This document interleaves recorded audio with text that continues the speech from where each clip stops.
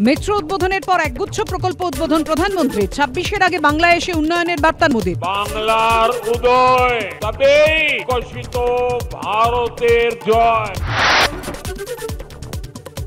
দুর্নীতি অস্ত্রে শান মোদির। দিল্লির পাঠানো টাকা লুটে নিচ্ছে তৃণমূল, খরচ হচ্ছে ক্যাডারদের জন্য। দমদমের সভা থেকে তৃণমূলকে নিশানা প্রধানমন্ত্রীর। অপরাধ দুর্নীতি হলে জেলে থাকতে হবে, এমন পরিবর্তন চাই। অপরাধ তৃণমূল সরকারের মুখ।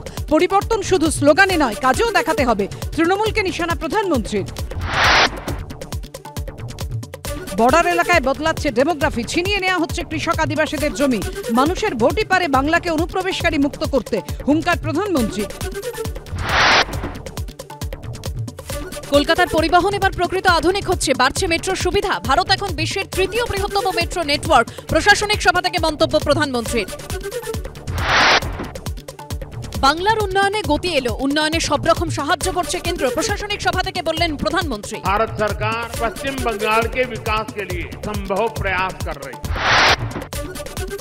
রেলমন্ত্রী হিসেবে কলকাতায় মেট্রো করিডোরের নকশা আমারই, অর্থের সংস্থানও করেছি। নস্টালজিক পোস্ট মুখ্যমন্ত্রীর।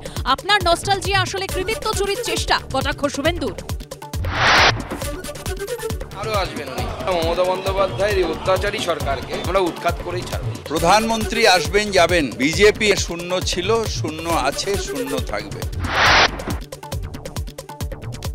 জয়েন্ট এন্ট্রান্স নিয়ে কলকাতা হাইকোর্টের নির্দেশের উপর অন্তর্বর্তী স্থগিতাদেশ সুপ্রিম কোর্টে। স্থগিতাদেশের পরেই জয়েন্টের ফল প্রকাশ, প্রথম 10-এর মেধা তালিকা প্রকাশ।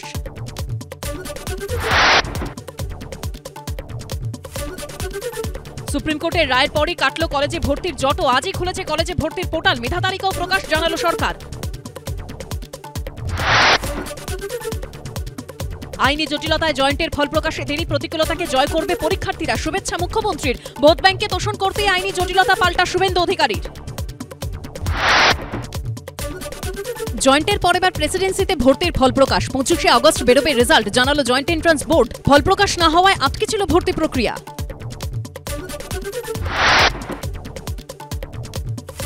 বিহার এসআইআরে বাদ যাওয়া ভোটারদের অনলাইন আবেদনও গ্রহণ করতে হবে, নির্দেশ সুপ্রিম কোর্টের। মান্যতা দিতে হবে আধারকেও। পরবর্তী শুনানি 8ই সেপ্টেম্বর।